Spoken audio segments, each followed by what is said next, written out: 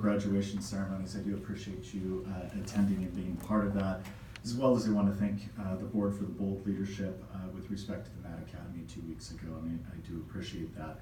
Tonight, I want to bring your attention, however, to what, in my opinion, is serious misconduct by Assistant Superintendent Todd Rykman. I am providing this information and asking you to not renew his employment contract, as the DFEH has issued a right to sue letter and he is currently facing the filing of a lawsuit for workplace sexual harassment and other causes of action against my wife, Celinda Tuttle. Ms. Tuttle is a mobile device manager working under Mr. Rykman.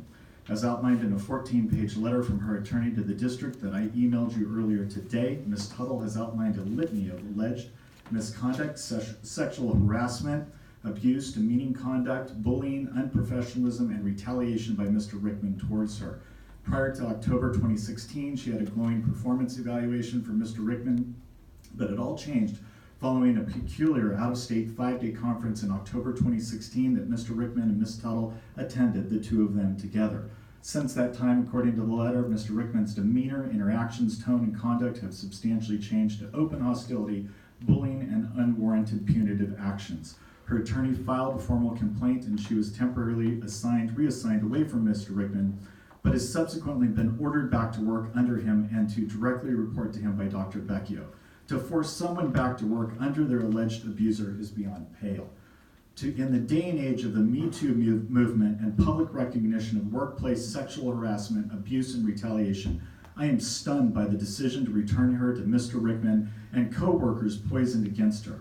I can only imagine how each of you personally would feel if you, your daughter, or a loved one made the brave decision to come forward to report sexual or other misconduct and then were forced back to your abuser. I ask you, do you believe this is acceptable for the treatment of any of your employees district-wide, especially in light of Mr. Rykman's emails I provided to you and the treatment upon her return to work?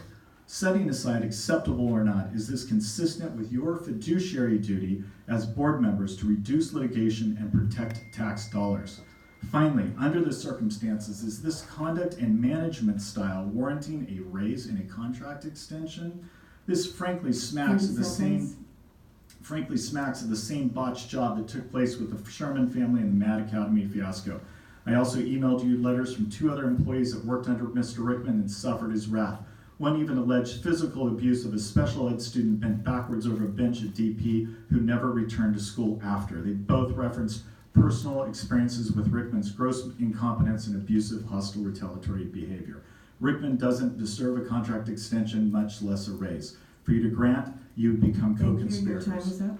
Thank you.